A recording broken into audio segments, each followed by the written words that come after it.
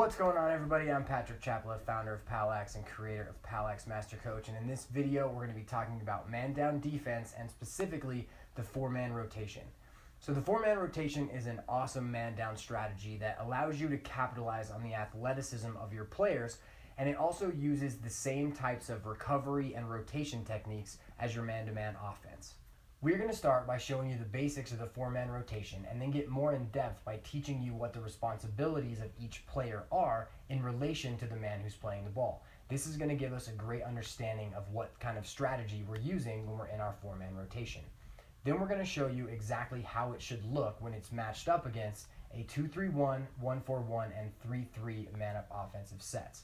And we're going to finish up the video by showing you how the four-man rotation handles rotations, going from one set to another, and then finish up with the most important thing that players who are in a man-down defensive set need to know.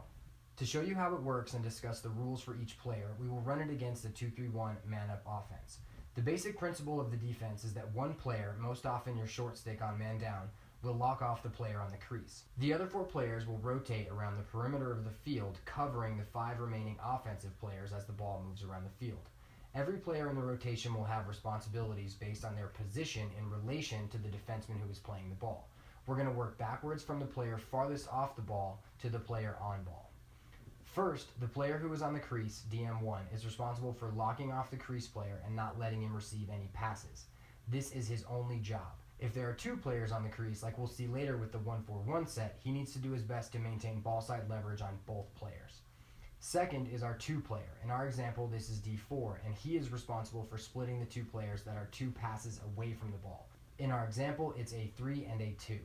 Third are our players who are adjacent to the player on ball. Here, D2 is right and D3 is left. These players are primarily responsible for guarding the players adjacent to the ball carrier, but will also want to be in position to knock down skip passes to a 3 and a 2 in order to help out D4 or the 2.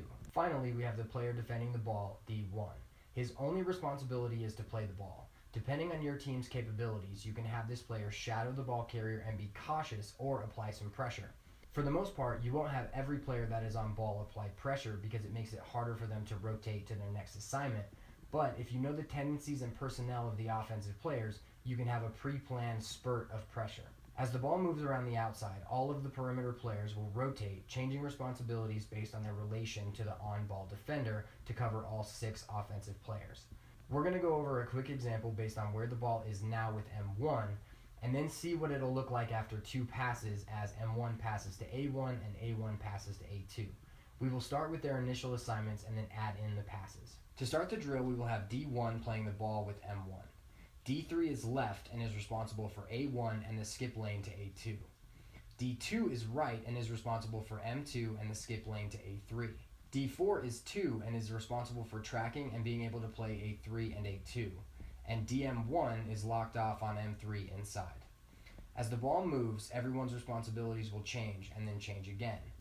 D1 will rotate from the ball to become right on the first pass, and then 2 on the second pass, where he will be responsible for splitting M1 and M2 up top. D3 will rotate from the left to become ball on the first pass, and then right on the second pass, and be responsible for A1 and the skip lane to M1. D2 will rotate from being the right to becoming the 2 on the first pass, and then the left on the second pass, and be responsible for A3 and the skip pass to M2. DM1 is the only player who will maintain his responsibility by staying locked on M3 and maintaining ball side leverage. D4 will rotate from the 2 to become the left on the first pass and then ball on the second pass. I saved D4 for last because it brings up a highly debated point of man-down defense. Do you want your players to go play the ball at X? Now, if you're in a box and 1, the answer is probably no, so you can keep the integrity of your zone. For me, the answer in a 4-man or 5-man rotation is yes, because I feel that a good feeder behind the goal can shred a defense if he's left there to survey the field for too long. So here, I will have D4 go play the ball. If we switch up the strategy and don't have him go play the ball, he will still stay with A2, but he will shadow him from above the goal and then wait for him to pick a side, then play the ball. The key to running a good 4-man rotation is that the players on the field are all on the same page and that they learn how to recognize their assignments and react efficiently. You can set these types of situations up in practice with any kind of odd man drills like 2v1s, 3v2s, 4v3s, and 5v4s, and then focusing in on the rotations. Now let's check out how the 4-man rotation should look against a 1-4-1 and 3-3 man-up offense. When playing against a 1-4-1, the rules are exactly the same, but there are 3 main differences. First, as the ball swings, the rotating players will not rotate. Their ball matchup will be the same player each time as the ball is passed around the field. Second, the crease player will want to maintain ball side leverage, but will have to switch players as the players on the crease move. Third, the player in the 2 position will still be splitting 2, but will need to spider in enough to help cover the crease players while tracking his other man. The 4-man rotation against the 3-3 is extremely similar to the 2-3-1, but there are 2 aspects that trip up a lot of teams. First, as we look at the set with D4 on ball with A3, notice how far he has to travel to get to A1 as the ball swings over the top. Offenses can capitalize on this with quick ball movement and ball reversals. Second, as the ball reaches top center, D4 would need to be in the center of the field to split A1 and A3. So if D3 and D2 get sucked out too far while playing M3 or M1, the skip passes from M2 to A3 and M2 to A1 will be there a lot. The best way that another team has countered our 3-3 man up with a 4-man rotation was Cherry Creek, and what they did was they pressed our top center midi really hard so that he couldn't see the field and couldn't react. He really wasn't expecting the pressure, so it really took him out of his rhythm.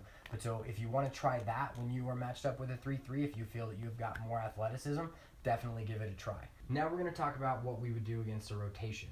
The rotation that we're going to cover is a 3-man wheel. Everyone has different terms for it, but it's easy to understand. The play starts when A3 receives the ball at side right. A3 will carry up the field, M3 will cut to the crease, and A2 will float out to side right, replacing A3.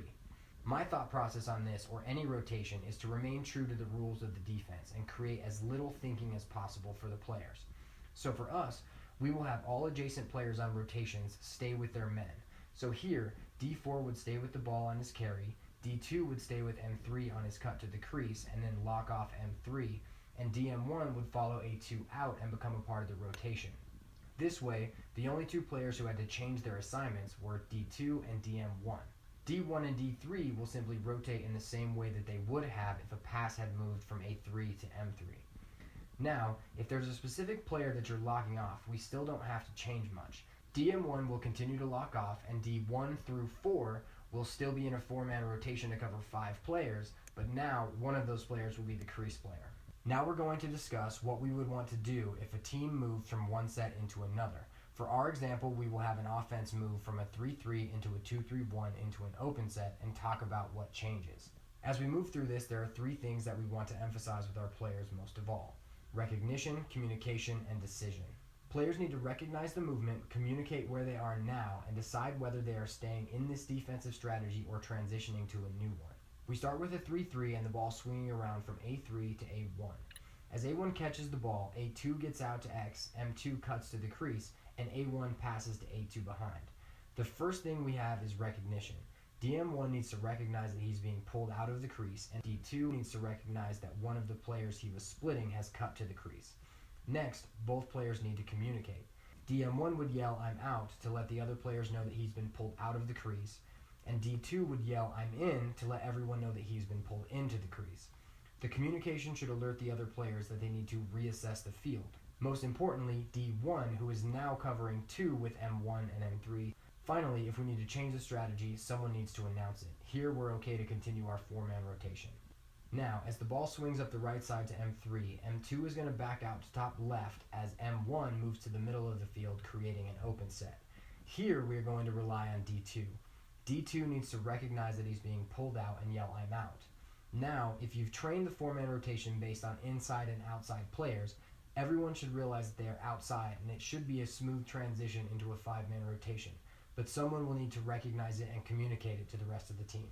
For most coaches, especially the youth coaches, you might not have to go too deep into the idea of a man-up offense switching sets because a lot of those teams aren't actually going to do it. But I really recommend getting an understanding of what your opponent's man-up offense looks like. And if you need to train these types of ideas, you should definitely train them with your team. Finally, the single most important thing to stress when you're running your man-down defense is that everybody stays on the same page. In Colorado, we have a lot of clubs, and those club players bring their skills to our high school team, which is absolutely amazing until they start running their zone principles that they learned in their club team within our man-to-man defense. For example, last year we had a player who would always hold when he should have been rotating within our man-down defense. And you may be thinking to yourself, well, why does that really matter? If one player can play two, shouldn't he do it? Well, no, he absolutely shouldn't, because it causes a lot of stress on the back end of our man-down defense, and I'll show you about that here. In this example, if D2 holds as M2 passes the ball to M3, every player in the rotation has to be aware and then reassess the field to find their new assignments. D4 will most likely be timing up his rotation and be coming up to play the ball at the same time and then have to revert back to A3. D1 will have to transition from playing 2 and splitting M1 and A1 to covering M2 as the adjacent. Odds are he will not be in position to do so. So make sure that your players know the plan and you hold them accountable to stick to it. I hope that you've enjoyed this video and it's given you a very clear picture of how to run the four-man rotation man-down defense. If you have any questions, comments, or suggestions for me, you can email me at patrick@powlax.com. If you want to learn more, check out the complete video library at powlaxmastercoach.com. If you really enjoyed the video, make sure to share it. Have a good one, and I'll see you in the next video.